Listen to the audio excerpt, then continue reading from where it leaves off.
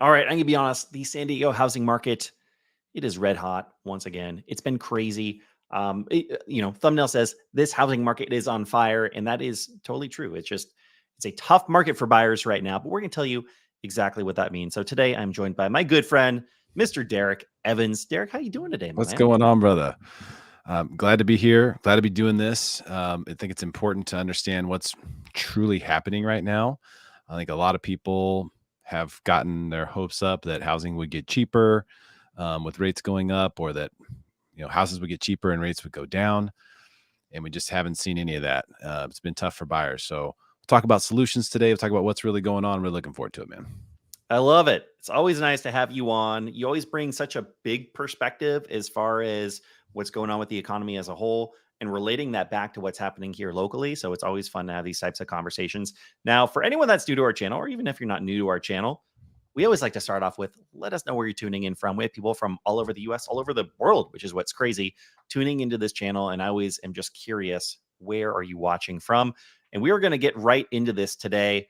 Let's see, Derek, I think. Oh, no, maybe this isn't one of yours. Let's see. All right. So, article number one today, I wanted to share, maybe if it's going to let me share. There we go. All right.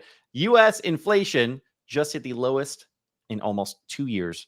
And so, this is annual gains in the consumer price index declined to 4.9% in April, according to the data that was just released. I think that was last Wednesday. So, that was last Wednesday, 2 Wednesdays ago. It was very recently. Yeah, a couple weeks ago. So this is good news, right? Tell us this good news, Derek. I mean, it sure should be, right? The bad news is inflation is still 5%, or 4.9, but it's better than it was before a little bit. Inflation is really the problem. It's the big problem because inflation is terrible for the bond market. The bond market determines mortgage rates. So why are rates so high? It's because of inflation. Inflation is the perpetrator. It is causing these problems. And when I say problems, you could see it as a problem that rates are higher. But then if you go and you look historically at real estate values and you look at the times where there's lots of appreciation and then when does that slow down, we're right in the middle, I believe, of one of those times where people expect higher rates to cause the real estate market to crash. That's not what happens. Go back and look historically. You can pull it up. It's easy to find. When mortgage rates go up after an appreciating market, this has happened several times in the last 50 years, real estate values slow down. They slow down. The acceleration gets slowed down. But it doesn't cause prices to really come down. And we've seen that here. Our last year over year we were down 1.4% in San Diego after rates have doubled. So it seems that we're playing that same thing out again where, rates have gone up. That slows the acceleration down. But then when rates come back down, then it's like putting that fuel back on the fire and prices will go much higher again. So I say it's a problem because rates are higher because it's not ideal for me personally. And people don't like to hear it. And I make videos like you do. And people don't like to watch videos. Hey, rates up again today. So that's what's the problem. But really, if you see it properly, it is actually an opportunity to catch a market that isn't in full bananas mode. Although it seems to get more and more like that lately, Dan. Oh, man, it's crazy. And, if people are wondering, how can rates come down or go up and prices aren't coming down? And I've had this conversation more times than I can even tell you in just the last week. Someone telling me I own a home in Florida and Texas and San Diego at a 2.5% rate. I will die owning this house. I will never get rid of it because of this crazy, crazy, crazy low rate. And, there's definitely a part of me that doesn't blame them. So I think that, rates are an important factor to talk about in all this. And I like what you said about inflation is really the driving factor. We obsess over what Jerome Powell is saying. What is the Fed doing? And we're going to talk about that a little bit today as well. But inflation is really what we need to come down. Inflation is definitely the issue, and you're 100% correct. Also, because interest rates have gone up, people are not accessing home equity as much. Sure. A lot of people, remember, in most booming markets, people will access home equity to buy more property. That is also not happening right now. So imagine once rates come down, not only will there be more sellers who are sell buyers, there will also be more people who finally access home equity to buy investment properties. So Yeah, there's a very, very extremely scorching hot market down the road from here. Yeah. And I don't know if that's a year from now or 2 years from now, but in the meantime, it's still pretty beefy. Yeah, we're gonna get into all that. In the meantime, we have Joe. What is going on, Joe? Joe has some greetings from the Midwest, sunny and warm in Wisconsin. That's nice to hear. Mr. Kite is tuning in from Yosemite area. Omesh Toolsy, let's see, looking to move to San Diego from Eau Claire. What is that? Wisconsin. Yeah. Wisconsin. Yep. Wisconsin. All right. Very In nice. the house. All over the place today. Lyrical Maven, greetings, gents, from Otay Ranch down in Chula Vista. Thanks for tuning in. Thanks for letting us know where you are tuning in from. Let's get back into these articles. What do you say? Now, we were just mentioning this as far as Jerome Powell. What is going on? What is going on with the Fed funds rate? They kept talking about that magic number. What was it? 2%? Isn't that what they were saying? That's where they That's what want they're hoping inflation to get for. under. We're not quite there yet, but now the thought is there's either going to be a pause or a slowdown as far as rate increases. And that is what I'm seeing over and over again. So June Fed meeting preview. And on the seventh day, let's see. Investors expect the Federal Reserve to take a breather at its June 13 to 14. What is that? Confab? Is that what it says? Confab? After 10 consecutive meetings with rate hikes. So is this the expectation from you as well, Derek? Do you think that the Fed is going to start slowing down the Fed rate hikes, or are they going to start coming down? Is that going to bring mortgage rates down? Yeah, well, we know they went from, 50, they went to 75 and then back to 50 and then a quarter a couple times. Yeah. And so it would make sense at some point for them to actually sit back and go, let's see what happens, as opposed to continuing to, fire at this thing. The market certainly expects this. I can tell you right now, if they do raise, that stocks will get smashed and it will cause problems because the market fully expects that they will at least chill out in June, and then we'll see what they say, Yeah. see what inflation looks like between now and then, and maybe that'll change things. So I would expect them to probably chill, and I'm hoping now because of the damage that would be done if they don't. Fed raising rates, believe it or not, is actually a solid thing for mortgage rates. Sounds Sure. weird. The two things, although there is some relative correlation between the two, there most definitely is not a direct correlation. When the Fed raises rates, that is considered to be a deflationary action. Deflation is good for bonds. So it actually is helpful to the bond market, if nothing else, psychologically. So when the Fed does raise rates, typically on that day, mortgage rates will go down by up to 0.25%. So Mhm. you can imagine everyone's getting the wrong information. Everyone is seeing on CNBC in the news that the Fed raised rates and they think that mortgage rates went up 0.25% when they really went down a Yeah. 0.25%. So it's not a terrible thing for them to raise rates.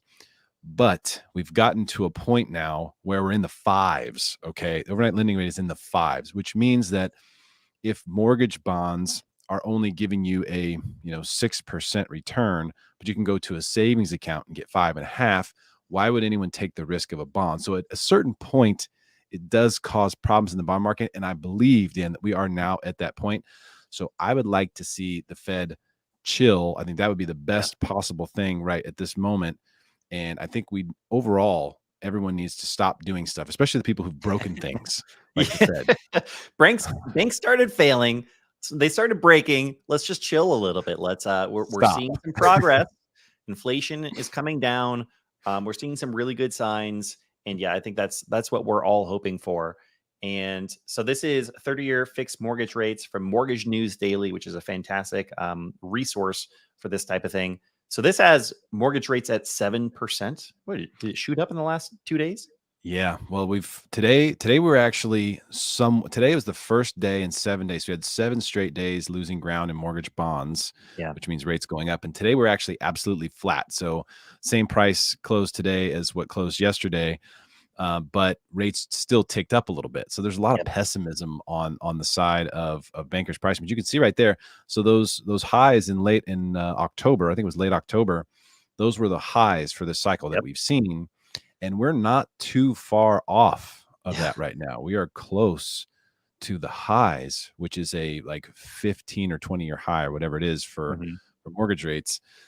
So and even still, look at what's happening in the market.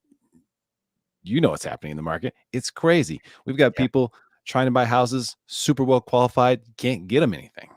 Yep. writing really, really good offers, great terms, incredible financing, proof of funds through the, wazoo. It's still not enough. So we, again, Dan, have inventory as the number one, driver in the market. It's not interest rates. It's not anything else. It's simple lack of inventory. Supply is too low. Demand is too high.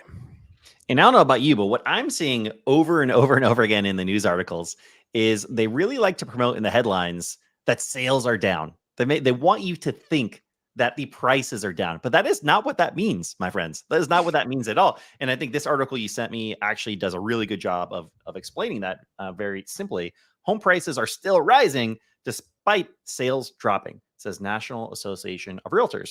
And it's very simple. This is San Diego active county or active listing inventory. In other words, how many homes are for sale at any point in the year. And I love this chart because it's showing the last 4 years side by side, so you can see the difference in the last couple of years.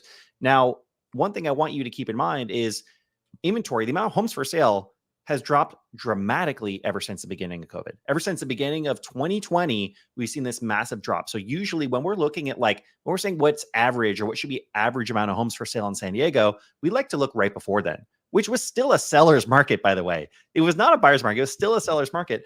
But that was back when we would see 7,000, 8,000, 12,000 homes for sale. So where Wouldn't we're that be at right nice? now is literally the fewest amount of homes we've ever had for sale in San Diego County this time of year. That's an issue. That's where all this craziness stems from. That's why we're not seeing home prices coming down. That's why we're seeing it feels like we have a crazy amount of buyers, but really it's an inventory issue. And there's always going to be people that have to move and want to buy homes, regardless of the market. So that's what we're seeing. Yeah, it's truly wild. When you look there, you've actually got 5 years worth of data there, Yeah. and that top purple line, that's 2019, Yep. and that was we were saying low inventory back then. I mean, that's Yeah. so much more homes for sale back then, and over double, Yep. what we have today. So inventory is definitely the story, and I hate to break the news, but they're really not building enough even right now to keep up with household formation. Yeah. So builders are behind a decade on, building to keep up with household formation. There's two reasons for that. Number one, it's so expensive to build here. It's insanely expensive. Materials are up, inflation, right? Hmm. Builders have to think that they're going to be able to make a profit when they build the project.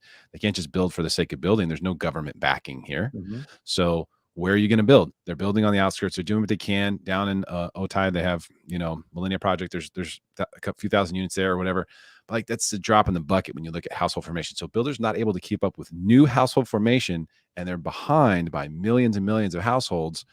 This inventory problem, Dan, is not it's not completely isolated to San Diego. This is a nationwide phenomenon. You can look anywhere you want on the map, throw a dart at it, and call a realtor in that area or look at properties, and you'll see there's just hardly anything.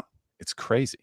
And Kelly Productions agrees. In North Park, there are one bed, one bath going for over $1 million. This is getting ridiculous. I agree with you, Derek. And I'll even add one more element to that makes things substantially worse. You're saying we're 10 years behind on building new homes. Also consider it takes 10 years to get a new development off the ground. Right. I was talking to I was reaching out to some agents that have some listings for sale that are just plots of land, and they're all telling me the same thing. If you have clients that want to buy this house, have them prepare for it to take 3 years just to get permits to build a house. That's Yep. one house. Imagine how long it takes to build 1,000 homes or 10,000 homes. That's a 10-year plan, if not more. Some of the developments that are happening today, like North City, that's been in the works for decades. So what we're looking down the line in the next 10 years, we're 20 years behind at this point, just Yeah. knowing that it takes that long. It's getting worse. You're right. Yeah. It's a pile of coat hangers, and you're throwing more coat hangers on there every day. There's something maybe it'd be cool for you to check for you to do for your channel too, dude. Out here in Rancho Bernardo, there's an old golf course, Mhm. and this golf course was vacant for a long time, shut down a while back, and I just noticed that they started building homes in there. Lennar, at least I see Lennar in there. I'm guessing they're building homes. So these holes, imagine these people bought homes along a golf course, and then the golf course died, and then now they're building homes in there. And I'm sitting here going, thank the Lord. We need the inventory desperately, especially in RB proper here, Carmel Mountain Ranch. I mean, this is perfect stuff, Yep. inventory.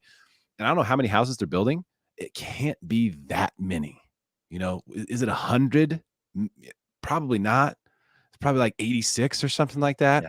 I mean, and that's like a massive win for the Yep. inventory situation. It's like we need a lot of that. There just aren't that many opportunities. And the fact that they're building these in these tight spaces in these Kind of infill projects. infill project in these desired areas, it's good. It should happen. The homes are probably going to be great, Mhm. but there isn't this many opportunities. So it's so hard for them to catch up. Like this one, I know Lennar looked at and was like, we can make money on that, Mhm. and it's a go. Let's go. But when you're talking about building these new homes in, deep Fallbrook or, some of the outskirts areas, it's probably a little bit more challenging, to Yeah. try to turn a profit. And they're not going to build the homes for free, bro. It is. And I know someone, I forget what his exact job title is, but he worked with the city of San Diego for a long time in the kind of development field. And what he was telling me is, Dan, it's way worse than you think for these developers wanting to build in rural areas, because what they've done is they've made it so difficult for them. There's always a lot of red tape, right? Like statewide, it's always difficult to build in California, but now they're increasing how many, like, their projections on how many people are going to be on the roads has increased, and they're also increasing the requirements based on those people being on the roads. So it's not just, hey, we're going to build these 1,000 or 10,000 homes in this area. Now we have to accommodate for 100,000 cars going in and out of this area every single day. So for a 5 mile radius, we have to build all the infrastructure or pay for the infrastructure to be built as well. So yeah, it's all these novel ideas, right? Like, we want there to be amazing, beautiful roads for everyone to drive. Like that's common sense. But it's gotten so far into that direction that it's become so difficult that who the heck wants to build out here? And you better believe they're not going to be building affordable housing, because that is way too risky. It's too costly to do all these things. That's why all we're seeing are luxury homes. Elect me mayor of San Diego, and I'll get Elon Musk on the phone, and we'll build some tunnels. We'll build a tunnel from There you Ramona go. to downtown, baby. We will figure it out. Yeah, there isn't a whole lot of innovation going on there. The Yeah. old saying, Dance, I'm so much older than you, is, you know, follow the orange cones. If you want to do good by your real estate investments, Yeah. look where the orange cones are and go that way, because stuff's happening over there. You can figure this stuff out too, like all the stuff that's happening in Ramona, the demand out there. And I keep bringing that up because it's not too far from here. Yeah. And I'm just seeing prices go up there. I'm seeing people want to be out there. The urban sprawl that started in like 2013. Gosh, that's 10 years ago. We were covering that on the radio when I was doing my radio show, and we were talking about how that's going to be a big thing in the coming years. Is people are going to want to get out of the city. People are going to want space. They're going to want to stretch out. Mhm. The idea of being walkable is still good for the younger generation, but the people who were buying real estate at that time, or expecting to buy real estate at the time, and having families, they want more space. Yeah. And so you're seeing that happen. And that's why places like Ramona, like Lakeside, I've never seen such demand for these areas, and still tough to get a spot. Still not easy. It's funny you say that, because a couple of the recent closings for our team have been Temecula, Ramona. Just kind of spread out a lot more than is normal. And I think a lot of that has to do with remote work, right? Like, people can work Yes. from anywhere. So if they don't need that walkability, if they really value a bigger house, which in San Diego, you really have to decide whether you want a bigger house or not, because that might mean a 45-minute or an hour commute into the city easily, if that's what you really highly value. We have some great comments coming in. Tristan, what is going on? Inventory issues in Rapid City. The number 2 SD, not the number 1 SD. Sorry, my friend. World Trekker says, what should I be looking for buying condos and townhomes as an investment? What areas in San Diego? Ooh, good one.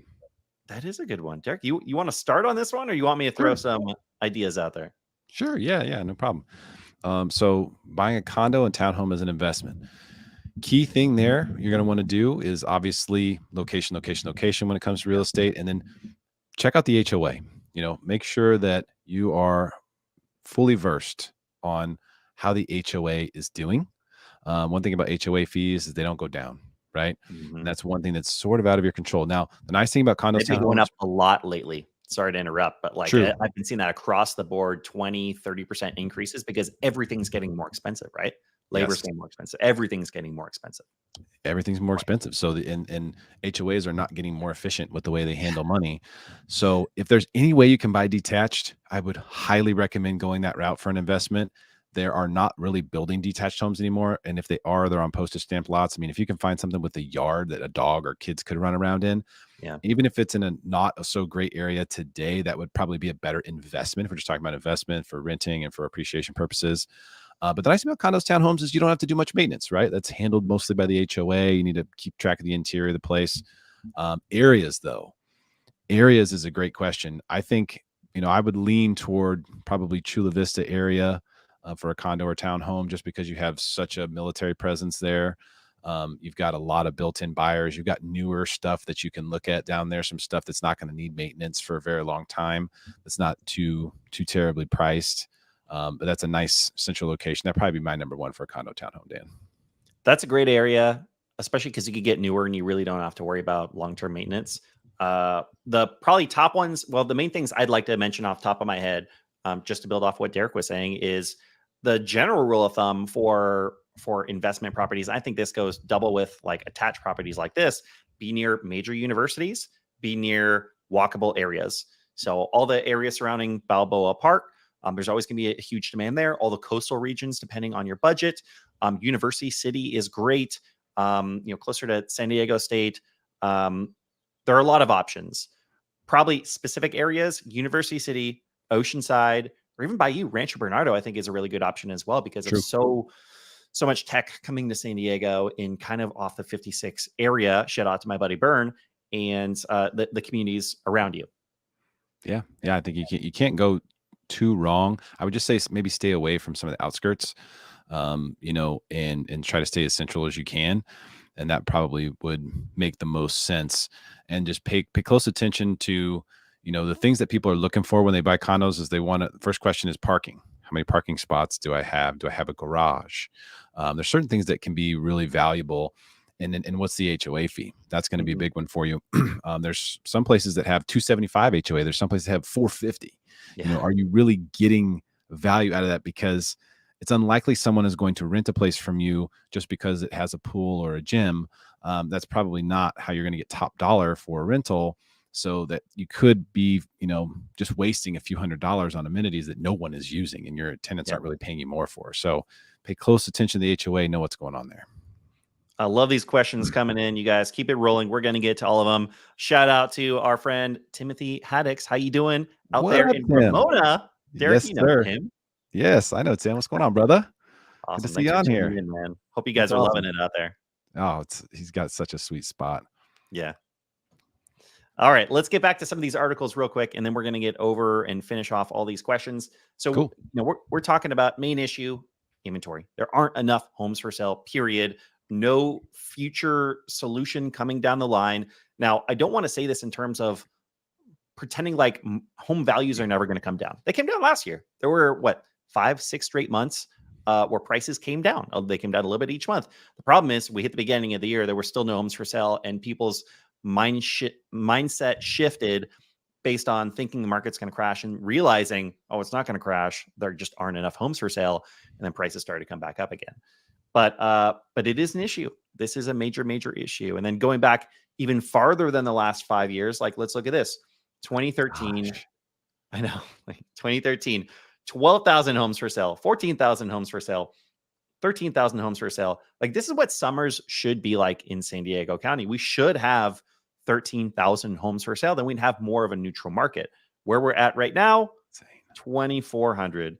Not only the lowest ever this time of year, but one of the lowest that we've ever seen here in San Diego County, which is crazy. And this is one thing that frustrates me, and it's something that we talk about. Derek is like, I don't know why the numbers on this sheet, which is InfoSparks, which is I'm a membership of my MLS. I get access to this, but then it'll show different numbers on different sites on Redfin, on this housing chart. This is a little bit different as well. So I'm not sure exactly why it's different, but Just Who no has the I numbers? know, why? Why does it have Give to be us the so numbers. difficult, man? The main thing is, we may not know exactly how many homes are for sale right Yeah, now, but we can see the trend. Like, that's one of the most obvious trend lines I've ever seen. yeah, And it shows you what's happening is that there's just far more demand, than what the supply can sustain.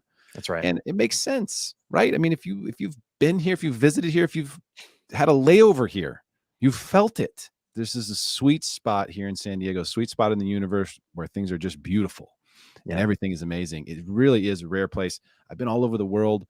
There's no place I'd rather be, and people feel that. So it makes sense. It makes sense why people want to move here. Why they want to live here. And then when you look at the macro and you go, well, how's it versus LA? How's it versus San Francisco? How's it versus Vancouver? How's it versus New York? How's it versus the next biggest city in the next state or the state that you're in? And you'll see that it's not that much more expensive. It's not. It still isn't.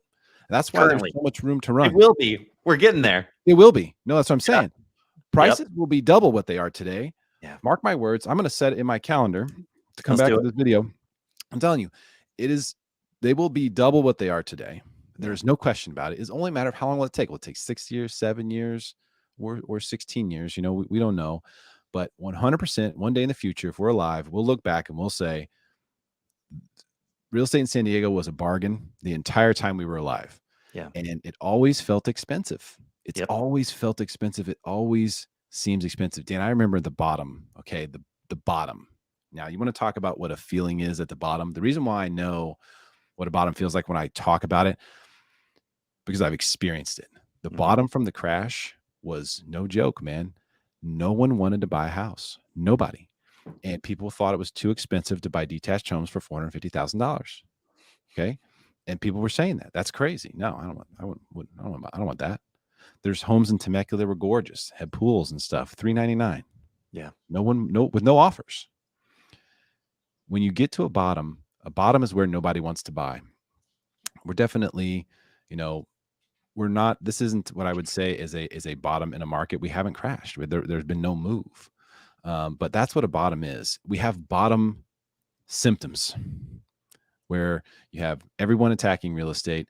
Tons of people believe that a crash is coming. Buyers are on the sidelines. People are ghosting. They're disappearing out of thin air because they've just changed their mind and they don't want to talk about it anymore. Or they're frustrated because rates keep going up and prices aren't moving. But I'm sorry to say this. It's just true. The market doesn't care. It just doesn't. The market won't do what you want it to do. That's not how it works. If you look at the numbers, if you analyze it, from a detached perspective, you can see what's taking place. And the reality is, unless inventory comes from somewhere, Dan, and I don't know where it would come from, but if you know where to find it, please let me know. If we got we could absorb double the inventory right now, and it yeah, easily. wouldn't change a thing. So we Yeah. would need what, triple, quadruple the inventory? Where's that going to come from? I don't know, man. I don't know. I don't know. But Nowhere. let's It's get back not to these coming. questions here. Yeah, it's crazy. I wish there were better solutions for it, and I don't want to sound smug or arrogant or anything like that. But this is we're showing the statistics, we're showing you the information, we're showing you where things are headed, and I don't want it to be this way. I work with a lot of first-time home buyers, and it stinks. I don't want it to be this way. I want it to be easier to buy a house.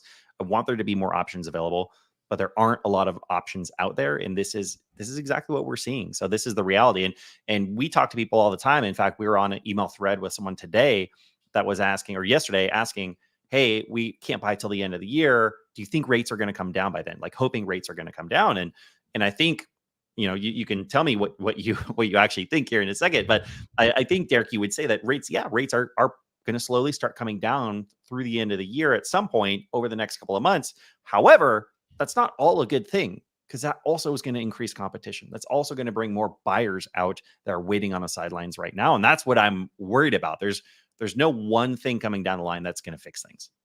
Yeah.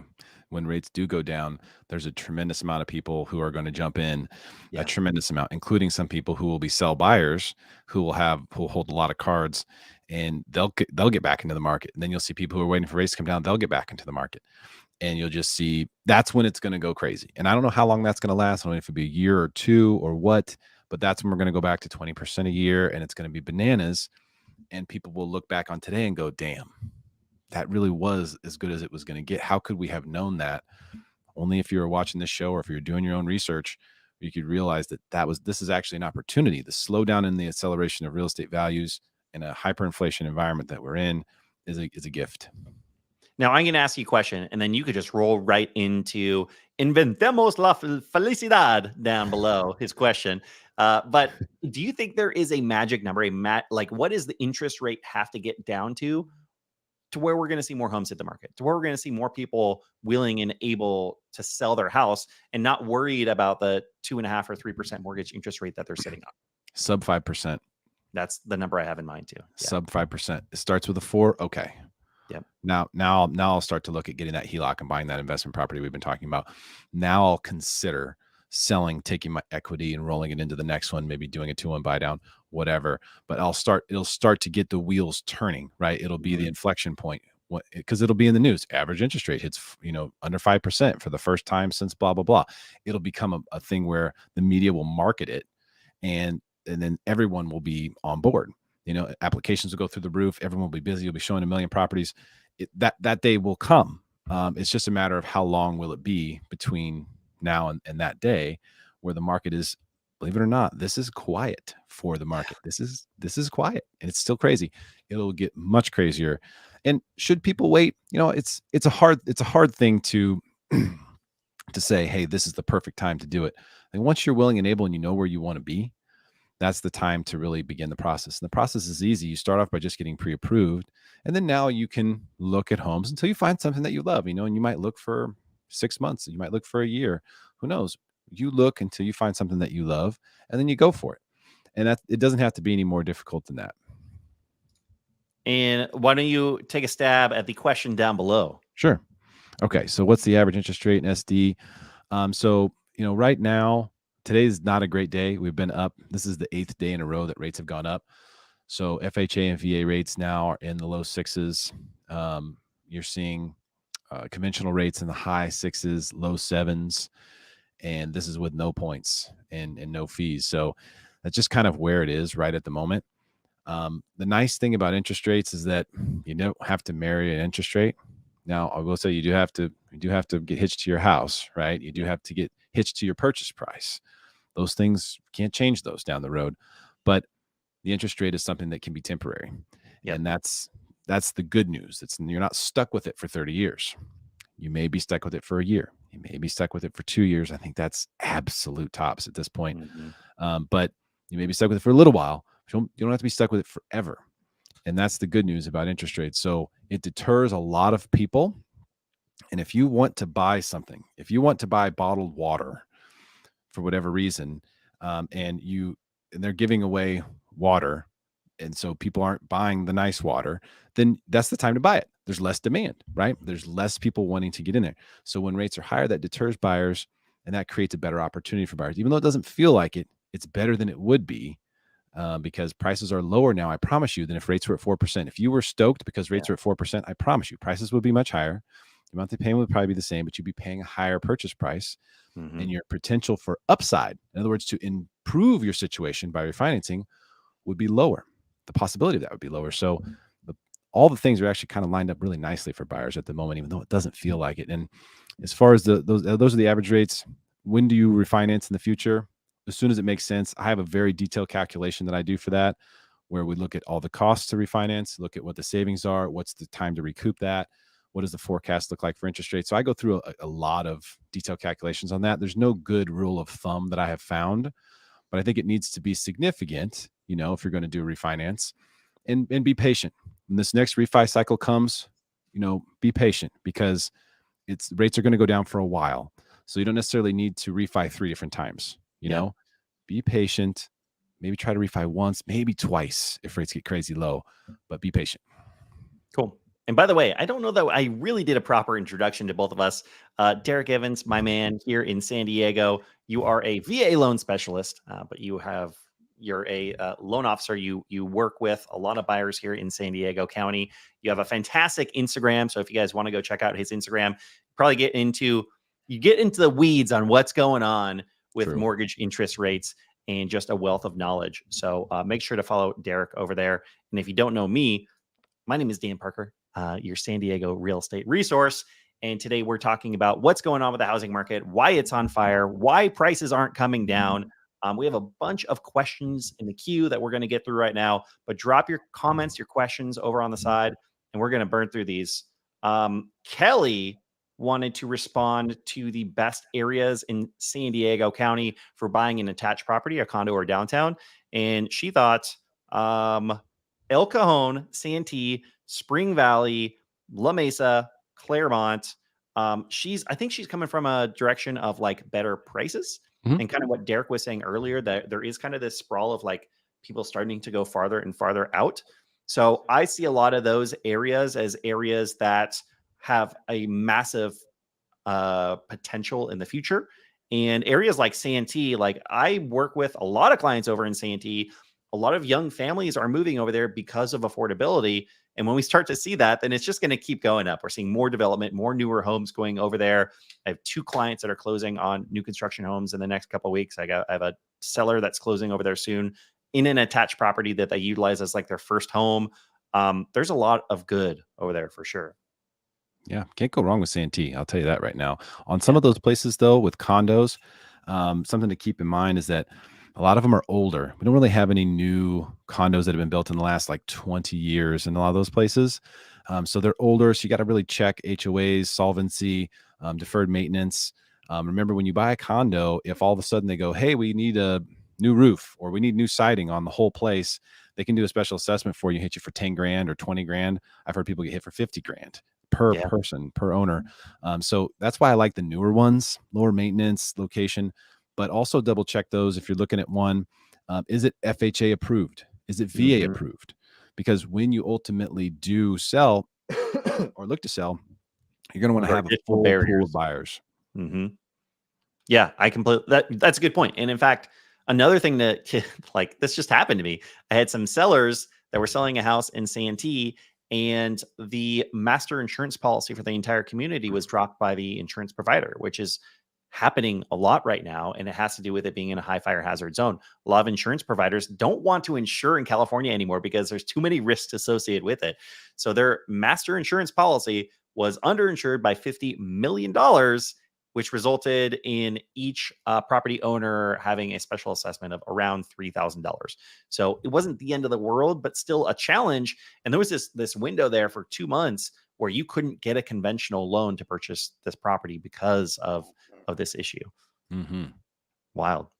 Ross W, what is going on, Ross? Good to see you, man. I always like the cars on your image here. Don't move to San Diego. It's super cloudy and gray. What's the deal there? I think what he's trying to do is he's trying to get in at good prices. I know Ross. He's been wanting to get down here for a while. So he's trying to convince all of you not to move here. Well, he is wrong. Dead wrong, Ross. Surfing sucks. Don't try it. It's that. May gray, June gloom are real things here in San Diego. So if you move during those months and expect it to be nice and sunny every single day, it's just not what you get. But I tell you what, it's all worth it when July, August, and September roll around. It's just so wonderful. On Christmas Day, when it's 75 degrees and you're playing golf, you'll be like, yeah, this is the way. Yeah, Kelly agrees. May gray, June gloom, bro. uh, Timothy Haddix having a great time here in San Diego. So beautiful and peaceful. So happy for you guys. Really, Yeah. really happy for you That guys. sweet spot in Ramona. All right. Omesh Toolsy says, for a move in late 2024, when should I start looking for a home in San Diego? Good question. Actually, great plug. I have a video coming out this Friday that's all about buying a house and relocating to San Diego, basically breaking it down into 4 steps in different timelines. You could start the process now, but if you're looking to purchase a house here in San Diego, just know whatever prices are today is not what they're going to be in over a year from now. So you have to keep that in mind. I mean, in 3 or 4 months, prices could be significantly different. So you're doing the research, obviously, if you're on this channel, if you're watching this video, somewhere around the like 6 to 12 month out is really when I start having very serious conversations with a lot of my clients that ultimately end up moving out here.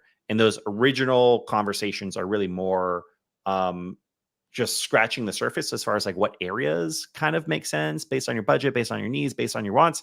And then as you get closer, it's really like the couple of months before come out, actually physically visit some neighborhoods, dial in your lending, dial in all that stuff. And I mean, you can get going pretty fast. I have a client that I was on the phone with before this. First time they ever reached out to me was today. They're visiting this weekend to relocate, and they want to visit homes to put in an offer this weekend. So it can happen very fast. But you can start researching now. Just 6 to 8 month range is probably where you should really start getting serious. You agree, Derek? Any I any concur. additional thoughts on I that? think on the pre-approval side, just when you're looking for the loan stuff, wait till you're 90 to 120 days out, and in the Mhm. meantime, track your credit. So use Credit Oh Karma yeah. or, your bank app. Just keep an eye on your credit. One of those apps, they'll tell you, like, if something comes on your report that knocks the score down, and that's what they're very useful for. The credit score they show you is not necessarily accurate, but the trend is correct. So they'll let you know. So just track your credit in the meantime. Try to do things that the app says are good for improving the score, and then you need to get pre-approved, inside of 120 days is fine, plenty of time to get everything done and still use the same credit report. Awesome. If then, what role does the increase in single people with no kids have to do on housing market? Oh yeah, Um, this is a big problem, Dan. This is a great question. This is a is this huge, is this huge something thing. that we said, or is this? No, this is left field, but it's a great point because what I was talking about was household formation. And this is something that I've always been curious about. Back in the day, people would stay, everyone would kind of live at home with mom and dad for a long time until they maybe had their own kids, and then they would split off. Now, everybody creates their own household. Every individual. If you have 3 kids, all 3 of them will move out, have their own house, whether they're either renting or buying, whatever, when they're in their early 20s. So that's household formation. That's actually a huge thing. And because so many single people, so many individuals are going out and forming their own households, that is adding to the inventory shortage that we have. A lot of those single individuals are career professional minded individuals. The reason why they're not having kids, they make money, they can absolutely afford to buy a house, and they're doing just that. And so the household formation is a big problem. It's contributing to the lack of inventory scenario and the imbalance in supply and demand. So that's a great question. That's very interesting. Yeah, I'm glad that you were able to decipher that. I don't know why my brain wasn't going around it, but I think it's also something that you see in other countries. Like I remember I did a study abroad in Spain when I was 20, and what you Oh, see there is it's so difficult to purchase a house. So you'll see this kind of extended staying period with family, with parents and family into the late 20s, into the early 30s, while they're still trying to save up to buy a house. And I think that unfortunately is probably going to be another result of what we're seeing as well. yep. You nailed it. Waiting on World War III before I buy in San Diego. Smiley face. The hard part with those theories, I think he's tongue in cheek there, but the hard part with those theories is that when that stuff does happen, no one has the stones anymore. Like people say, "Oh, I'll wait for a crash to buy." And then when a crash happens, "Oh, I wouldn't touch that." So that's the hard part about it is that you're right. That'd be the right time to buy when fear comes, when COVID hit. Remember, there are people who fire sold their homes when COVID hit for like 2 weeks. Everyone like Yeah. panicked. Those Yeah. poor souls made the terrible decision. But so a few people took advantage of it. So while it's a good theory, those kinds of things, I'll wait until something really bad happens. I'll wait till the market's really bad. But then how will you know it's the right time to buy? It's like if I told you this, Dan, if I said, "Hey, Dan, I know something. Apple stock. Apple stock is going to go up over the next Mhm. 20 years. You can count on it. I don't know how much it's going to go up and I don't know when, but it's going to go up." Yeah. Do you need to wait for it to come down a few dollars a share before you buy it? Does that matter? You know what I No, mean? in fact, there are plenty of studies done on this. I remember reading a book with Tony Robbins and a financial advisor. I forget the name of the book, but it was a really great book. And they did this study back. They went back like 30, 40 years, and they just did the math of whether you were to buy. They use stocks as an example. Hmm? If you were to buy all, if you were to put all your money into stocks, like the exact day that the markets were at their lowest, versus if you put in a little money every single day, versus if you randomly selected a day to put all your money in, and the results were pretty crazy. Like, obviously, if you put all your money into the stocks when they were at their lowest, you performed the best. But if you just selected any random day and then waited it out, it ended up having results almost exactly or actually end up being better than putting a small amount over time and actually getting those low amounts, those high amounts. It was pretty wild. So yeah, I Mhm. think you're absolutely right with what you're trying to say. Yeah, I think stock sometimes is easier to understand as an investment for like Yep. what a price is and what happens. Now you don't get to live in a stock. Yep. That's why real estate is. Like, think about this for a second. With this is the reason why it makes so much sense. The reason why if you look at the price of real estate over time, it goes up and to the right. That's the way it moves. That's the way it always will move. What are the most necessity things in life? What are the highest necessities? Number Food, one shelter. is water, right? Oh, water. I Yeah. mean, I'm going all the way to the top, Dan. Yeah. Number one is water, and a very close number two is food. What's number three? Shelter. Shelter, my friend. Either that or you're homeless, and people can live homeless. There's tribes out there and teepees and stuff. That's not the way that we live here. So, shelter, number three, just below food and water. That's how important this is. This isn't something people can just cast aside. These aren't tickle me elmos. These aren't tulips. The people Hmm. can just go, oh, I don't need that anymore. That's stupid now. That's never going to happen. Yeah. The only reason we had a crash in '08 is because there was so much fraud in the mortgage industry, in the credit ratings industry, Wall Street. I mean, the amount of fraud there was so insane, and there was no plan by the banks to deal with it that we had a crash. Hmm. A crash like that will never happen again, ever. It's not possible. I'm telling you, they have built safeguards in place. Banks will not burn themselves to the ground again. They just won't do it. Not that way. They may find some other way to do it. We've seen some banks who've done that recently, but not through real estate. If you get in trouble, and by the way, if anyone on here, you know someone, they own a home and they're getting in trouble or they lose their job or something, just tell them this one thing. Say, call your bank. Don't hide from them. Call them and say, hey, I lost my job. And the first thing they'll do is they'll say, okay, we're going to put your payment on hold. And we're going to start with 6 months and we'll call you then and we'll see how things are going. And if you need another 6 months, I'll give you another 6 months. Nobody has to fire sale their house anymore. It never has to happen again. The banks have figured out it's smarter and makes them more money to let you stay until you can Sure. figure it out and tack that balance onto the end. Now, I don't want you to do that. It's not ideal financially, but if you get into a pinch, it's much better than fire selling your home because you got to live somewhere. Yeah. And I mean, think about, the housing market collapse that we saw 2009, 2010 is the biggest housing market collapse that we've ever seen in modern history. It took 5 years for prices to come back to where they were. 5 years. And so if you're planning to buy a house and only live in it for 1 to 2 years, that's never a smart strategy. If you're extra worried about what's going on in the market, plan to live there for 4 to 5 years because you could pretty much guarantee that prices are going to be higher in 4 to 5 years than they are today. It would have to be a bigger collapse and a worse recovery than we had in the housing market collapse in 2009, 2010. It's pretty wild. Yeah, it's crazy. Albert wants to remind us that there are houses worth $2 million here in San Diego. Let it double, and Kool-Aid is always free, my boy. I like this guy, I know. especially the I like his Ernie. little face Or too. that's Bert, right? That's Bert. Yeah, I like the Bert picture. Yeah, yeah, that's great, man. Here's the thing. Yeah, there are houses that are $2 million. You know what's crazy is that I've got clients that are putting 50% down, and they're on their like 30th offer, trying to buy yeah, houses like that. So there's a reason they're 2 million. yeah. They're in the right area. They're in the right area where there's a tremendous amount of demand. People want to live there. People make money. If everyone who had all the money in the world got to choose where they wanted to live, I'm thinking San Diego is going to be up there, and it's just going to happen more and more and more and more and more.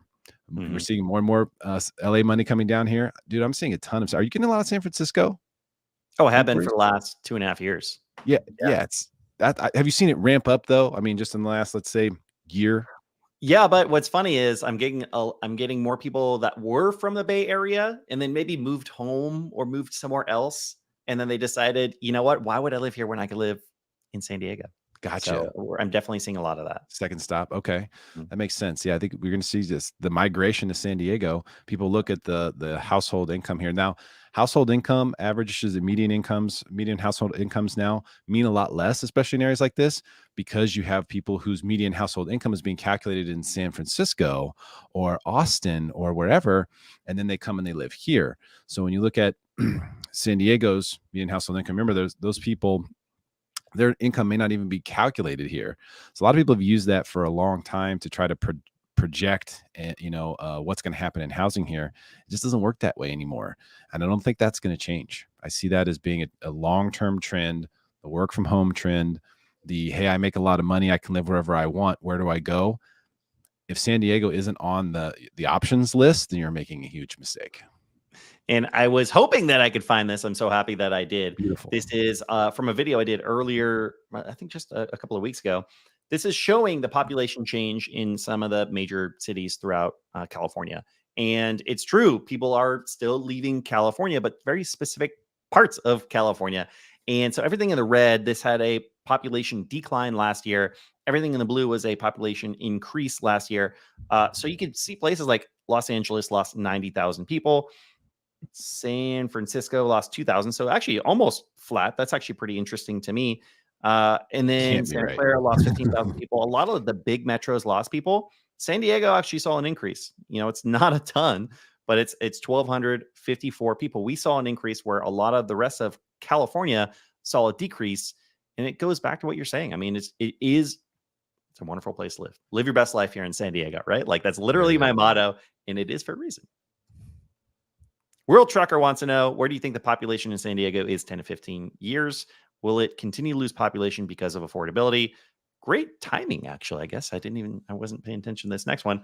Yeah, I mean, there absolutely are people leaving because of affordability. I have friends that have left San Diego because of affordability, but it's when you have people moving from other wealthy areas like the Bay Area, then that's kind of negating that happening. We're seeing, you know, there have historically not been a ton of like tech jobs and other jobs that we're starting to see coming to San Diego. So we're seeing more high paying jobs and more people can work remote and more people with money want to retire here because they can afford it.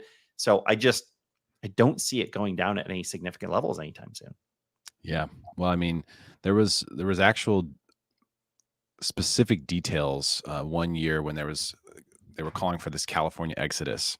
Yeah. And in San Diego, I don't know if it was the Tribune, it might have been, or maybe it was Voices of San Diego. Somebody did got specific data on this. This has been several years ago, but what they found was that 90% of the people who were leaving were making less than the median income. Mm-hmm. And so what happens is you have a lot of the people leaving because of affordability issues, and these are people who weren't home buyers anyway. Mm-hmm. So if we're just talking about the real estate market and we're not talking about anything else, then a lot of times these exodus things don't really add up. They don't really make a whole lot of difference because if you have, let's say you have 10,000 people leave San Diego, none of which were potential home buyers, and you have 5 people come to San Diego who are all potential home buyers, you just gained demand, That's a even though you good lost all point. those people. Yep. So, it's hard to say when those things are actually impacting a real estate market. I think that what we've seen in San Diego has been very steady growth.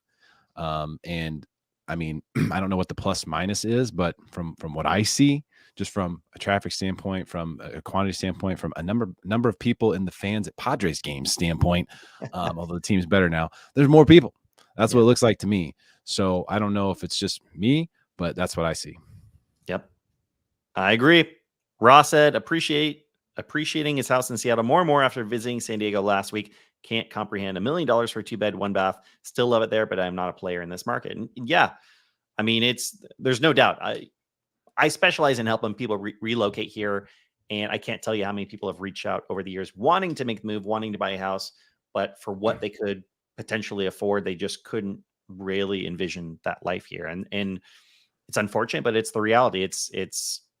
We are a very desirable place to live, and so it just continues to bring the prices up. John Moore, what do you guys think about Vista? Seems like a hidden gem. Can't imagine prices staying reasonable for San Diego in that area much longer. What do you think, Derek? Yeah, I've been talking about Vista. So anytime someone comes to me and says, "Hey, we're looking at Murrieta, Temecula," I'm saying, have you looked at Escondido? Have you looked at Vista? Have you looked at San Marcos? This is the sweet spot because for a long time, those areas were just getting leapfrogged and everyone was just jumping straight to Temecula. And not that there's anything wrong with it. I think Temecula is amazing. And I think it's a great value and it still is. But and if you go back to that graph you just showed, San Bernardino County, by the way, was or Riverside County, I think, was the one that was the number one on there. It was. And Yeah, very good and point. that's the reason. Was it Riverside? Yep. Yeah, But Riverside, the biggest and plus San minus Bernardino got a little bit of an increase too, but yeah, in San Bern. absolutely. So you're seeing that there too. So it's like that. I think it's those areas are great, but yeah, look at Vista, look at San Marcos. I used to say look at Bonzo, look at Fallbrook, but those places have become more luxury markets now for the most Yeah, part. they have. You're right. They really have. It's like the Midwest life. I always say I like Fallbrook because it reminds me of Missouri. There's trees and there's creeks and that's amazing. And that sprawl really gobbled up Fallbrook and Bonzel in a major way. So yeah, definitely Vista's a hidden gem. For sure, it won't last that way for long. They're actually doing a lot of development in Vista. There's a lot going on there. That's going to play out well. Buying in Vista is not going to be a mistake. You will not be bad. Sorry about that. I completely agree. There's a lot to like about Vista. It can be a little. I think it could be for a specific buyer in some parts of Vista because it could feel very rural in certain parts of Vista. And the one thing I would urge you to look at are maybe some crime statistics because there are pockets that are maybe not the best. But as a whole, there are plenty of parts of Vista that I think are phenomenal. I love the downtown area. I love they're trying to make a downtown for all of North County, San Diego in San Marcos, which is just down the street via North City. So I think there is a ton of potential upside. Huge. Talking about areas, what do you think about Scripps Ranch? Oh, one of the best. It is One of the one of best. the That's why best, it's isn't it? one of the expensivest, right? Yeah. Most expensive, expensivest. So definitely an expensive area for a good reason. Just a gorgeous place, a terrific location, and you got great schools, amazing neighborhood continuity. If you want to live in a neighborhood that you know your neighbors and everyone is just really involved in community activities, the schools, Scripps Ranch, it's not going to get much better than that. Now, you said Vista is a hidden gem. I think Scripps Ranch is something that's not talked about enough. It's one of the most phenomenal communities in all of San Diego. And yeah, with good reason, man. And it just kind of has this like woodsy feel. Like I love all the trees and all the just everything. It's a wonderful area. But yeah, when knowing that there are so few homes for sale, the last home I showed in Scripps Ranch was 2 weekends ago. And this one house that was not that needed work. They needed $100,000 worth of work. It was listed well over $1 million. They had 125 showings in 3 days. Yep. And I don't know what it ended up selling at, but I can tell you it got very spicy very, very fast. So yeah, it's just if I have someone that says, Dan, I want to live in Scripps Ranch, my recommendation right now would be that'd be fantastic if we could find that. But based on your timeline, we'll probably recommend let's include some other areas in your search as well. That'd just be my biggest thing. But wonderful, wonderful area. We're talking about all these areas now. I love this. Raul, do you think Otay Ranch is the best new construction area in San Diego for starting a family over the next 5 to 10 years? Or do you foresee there being bigger new construction areas by then? It's definitely the section like Chula Vista has more space for new construction in San Diego County than anywhere, I believe is the statistic. And it has kind of more or less the infrastructure for it. And because they charge such hefty Mello-Roos in a lot of these areas, the way they're building up all the communities are phenomenal. So I think we are going to see it come around a lot in the next 5 to 10 years. Yeah, there's not too many to choose from, Yeah. and believe it or not, Chula Vista is going to be one of the better locations just in San Diego County, even though it used to be considered to be pretty far south. It's a lot more central than some of the places that you might be buying new construction up in Riverside or far east, and so forth. So for a decent price on something new construction, I do think that's now there are Mello-Roos, there are HOAs on these things. Yeah. Chula Vista does have a lower tax rate than some of the other cities around it, Sure. 1.15% versus 1.2 to 1.22 in some other areas. So that'll save you a tiny bit. But for new construction, I do think it's probably one of the better ones and a lot of new stuff. Chula Vista is very new. Mhm. Most of San Diego is very old. If you're buying a house that was built in the 90s, practically still has the wrapper on it for San Diego. You know what I mean? You're looking at stuff that's old. So when you're buying something that's 2, 3 years old or something that's brand new, that's super rare. and a lot of the other stuff is new. The infrastructure is new, the pools are new, the parks are new, the schools are new. So if you like new, Chula's for you. That should be their slogan. I love it. Derek, you doing Do okay this on for time? free. Can we get through the rest of these questions here? Yeah, yeah, let's do Okay, it. cool. Last call for questions. We're going to burn through these. So if you have any questions, drop it here and we're happy to get to it for you. World Trekker wants to know, are there homeless problems by universities? Depends No, which ones, I guess. no. I'm very familiar with the homeless problems in San Diego, and it's mostly concentrated in downtown. They've done a pretty good job of breaking it up, but it does fluctuate. It will come, back and forth. You're not really seeing that anywhere except for downtown.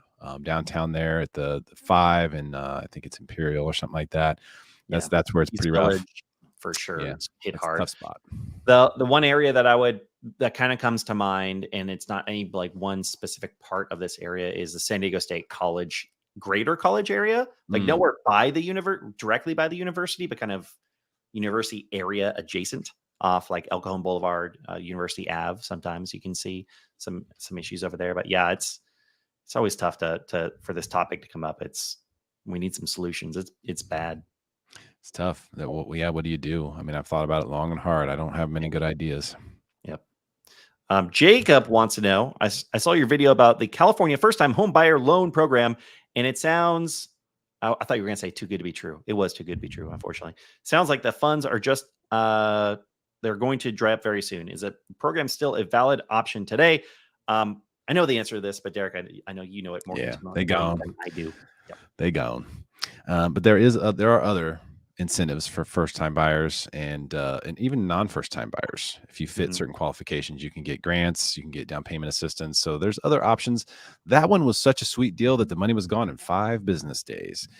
And I So told great. people it wouldn't last 2 weeks, and they were like, "Oh, come on, it's 500 million or whatever." Yeah, 1 week, I and thought it it's was going to last a solid month. It gone. lasted a week. It lasted just a couple of days after my video came out, unfortunately. I know I should Yeah, almost like pull the video down or something, but that went super extremely fast. So fast that I don't think anyone really could have planned to buy, like waited for that program to come out and then buy a house with it.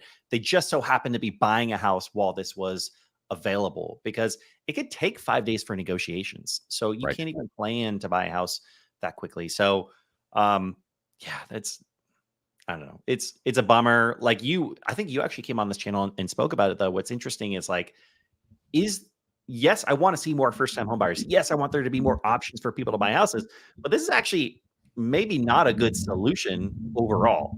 It'd be maybe individually for individual persons and people that get this program, but as a whole, it's making houses more expensive. It's making it easier for people to get financing. So good and bad there, I guess, but it went crazy fast. But there are other options out there. If it's down payment assistance you need, there are programs out there. There are like thousands of loan programs, and great lender can help you figure out your options there. Yep, there's a bunch. Kelly says, lives near SDSU, but a lot of the homeless population is funneled to downtown. As far as I've seen, not really near the campuses. Okay, so she kind of agrees with you here. Michael says, what are your thoughts about the Mount Helix area for future investment value? I'm new to the area. Great podcast, by the way. I guess this is a podcast now. Should we should like release this as a podcast? Yes. Mount Helix area. I love Mount Helix. It's a Oh, really, really nice area. I love that there are big homes kind of nestled along the hillside back there. And I mean, as far as future investment value, I think I see it more as an area to get a really awesome single family primary residence. I don't see it as much of like, yeah, that's the best place to get an investment. If you're looking at specifically as investment purposes, if you're thinking along the lines of, I want to live in this house, but I want to make sure that I'm covered and that it's not going to be an issue or not going to depreciate in value or not appreciate as much as the rest of San Diego, you have no problem with that. It's close enough to the city of San Diego and central enough that you're going to have absolutely no issue with resale. yeah. So, I mean, I love Mount Helix. My So cool. really good friends just bought there. They were looking for 2 years and found the house for them. A lot of custom builds, bigger Yeah. lots, not Septic. really investment property stuff, you know. Yeah. I mean, maybe you could build a cool Airbnb out of it, like a theme or something like that. But for the most part, yeah, primary residence area, build your oasis there, build your sanctuary there. The homes are a little bit older, but they're mostly, they were custom built homes, so they're cool. They're character. A lot of them have pools, views, and it's kind of hidden. It's off to the side on this, on this little hillside.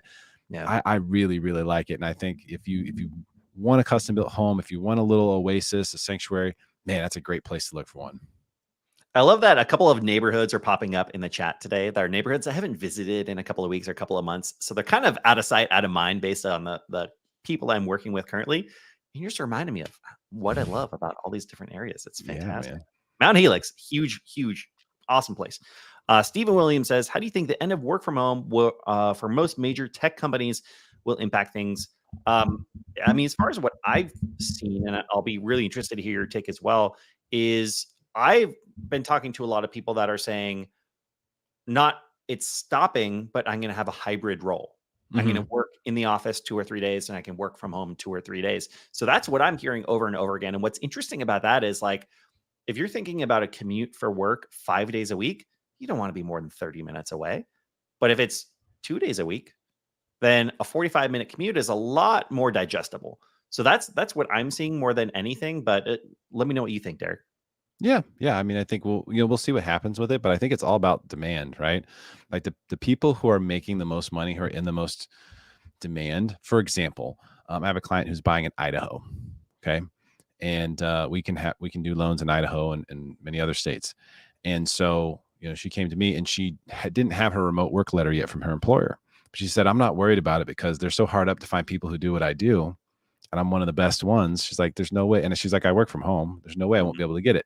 And even though there's this huge corporate process, we easily got her a remote work letter for her, Sure. so she could buy in Idaho, even though she has a San Interesting. Diego income, and she's in contract right now on a brand new home in Idaho.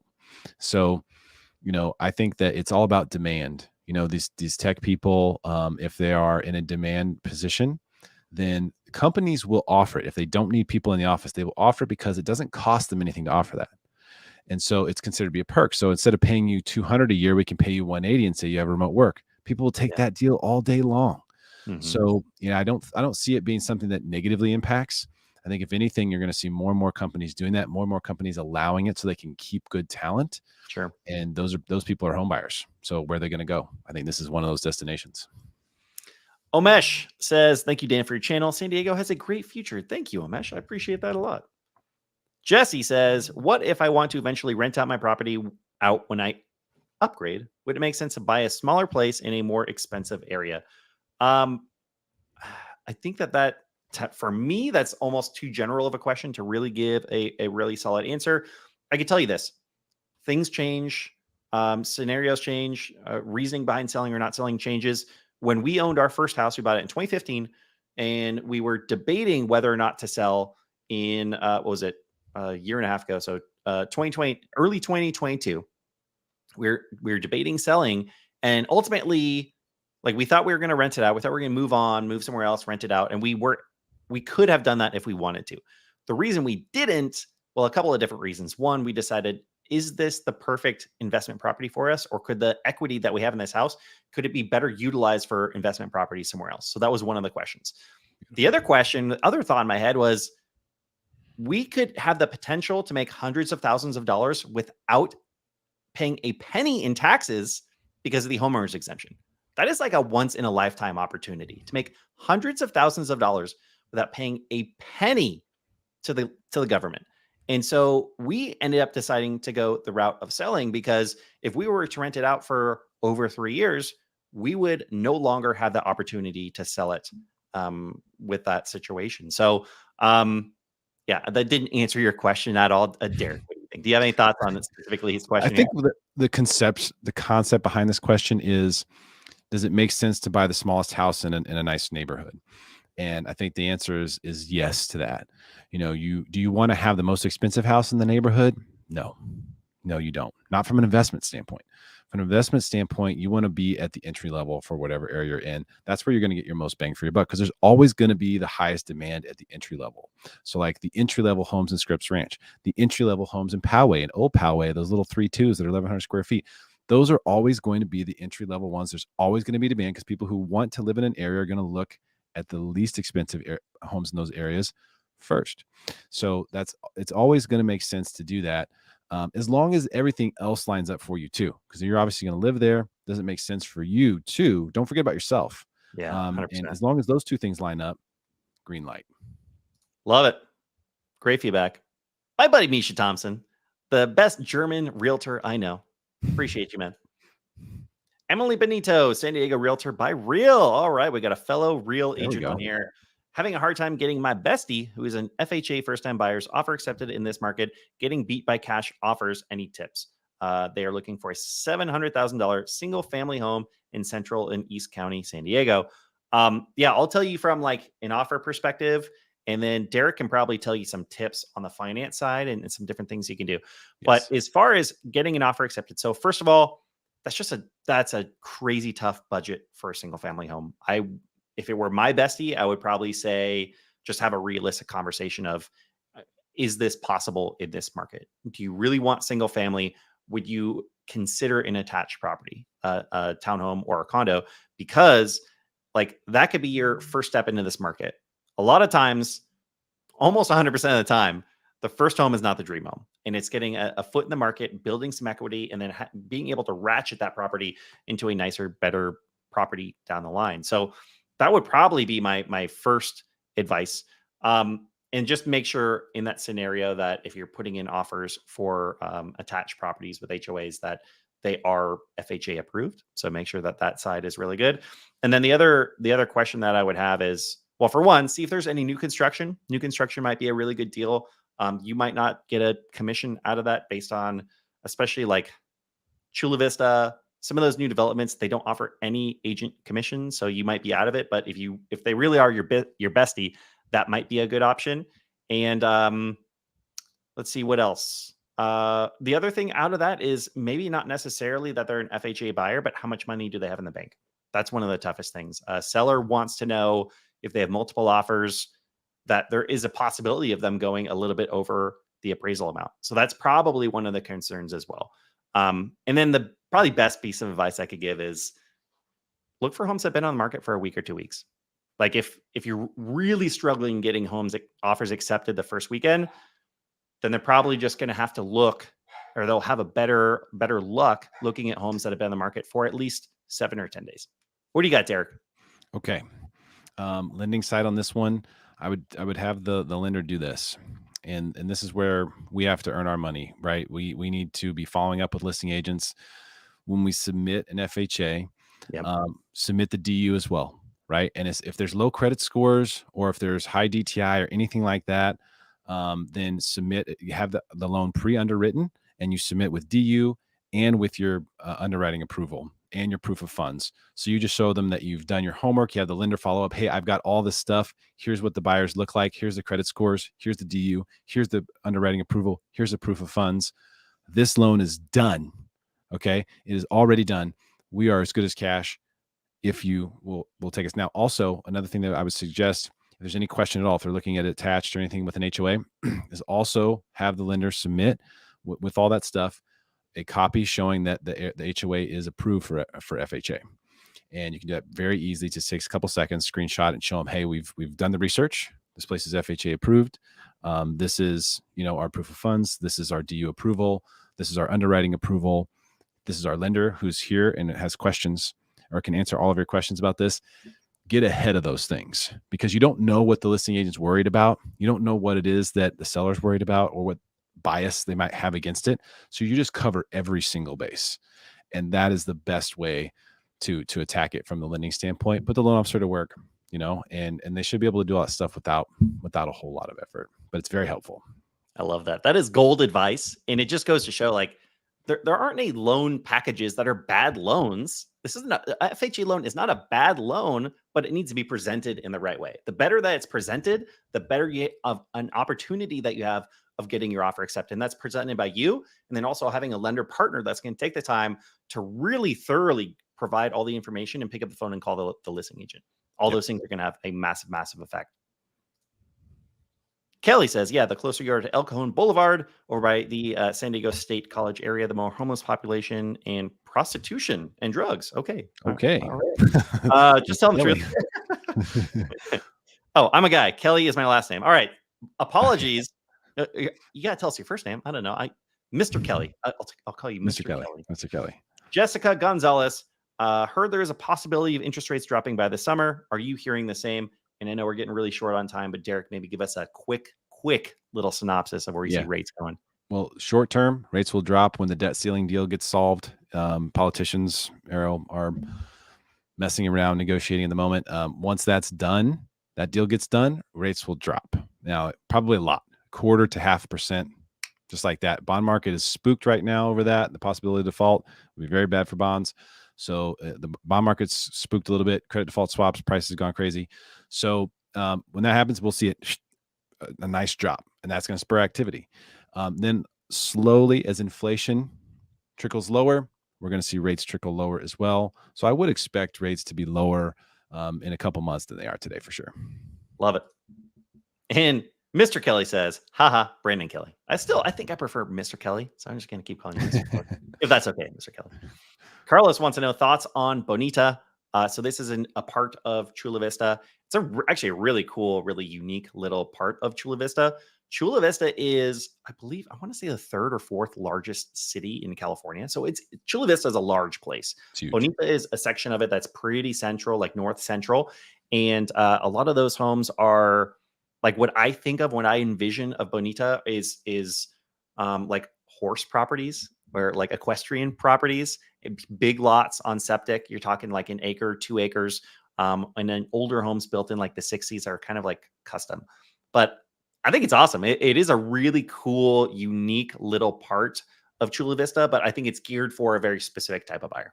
It is. Yeah. It's a little bit more rural. It's the rural spot, right, of Chula Vista. I have 2 friends that live there and they absolutely love it. So definitely check it out.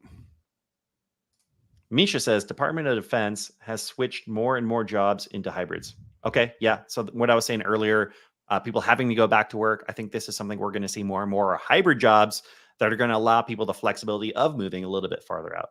Yep. Mr. Kelly says, great show, guys. I don't join all the time, but I always earn a ton from you guys on San Diego real estate. Fingers crossed. Hopefully I can buy in 2024. We're rooting for you, my man. You got this. And then Emily on her bestie, utilizing the FHA loan, she's saying the cash buyer can waive all contingencies and close quick. That's my challenge for sure. Cash buyer is always the easiest offer to get accepted as long as they're willing to compete. But just know it's all about risk to the seller. How much risk is this offer versus this offer? And for some sellers, the risk is they're gonna value that very highly, but not all sellers. And so the more you can package this up neatly so that it seems like it's way less risk than if you didn't do that, then the higher chance you're going to have of getting that offer accepted. So it's a challenge, but the better you package it up, the better probability you have of getting an offer accepted. Yeah. We just got an FHA offer accepted. So it can happen. I can't tell you how many times I've had my sellers accept a financed loan over a cash offer. Happens all the time. So they both happen all the time. But yeah, all the time I've selected cash offers because the agent has shown themselves to be extremely competent. Their offer is extremely clean. Their lender called me and assured me there are not going to be any issues, that they can close really quickly, that their communication is really good. So knock off all those marks and just keep at it. It's not an easy market. There was a point last year where I felt like I was going to pull all my hair out because I couldn't get offers accepted for buyers that were extremely qualified. But it's possible. It's going to happen. You got this. Brandon Kelly, Mr. Kelly, thanks for a great show. And lastly, there are also quite a few multi-generational properties in Bonita. True. Oh, good point. Many homes with large acreage and the room to do it. Thanks, Tina. Yeah, that is great clarification. You guys, this was awesome. We had a great turnout today. Huge shout out to Mr. Derek Evans. Thanks for being on. Always love Appreciate it, bro. having you on. Always love our Same. conversations. Looking forward to doing it again, man. Thanks, brother. Have a good one, everybody. All right. Bye.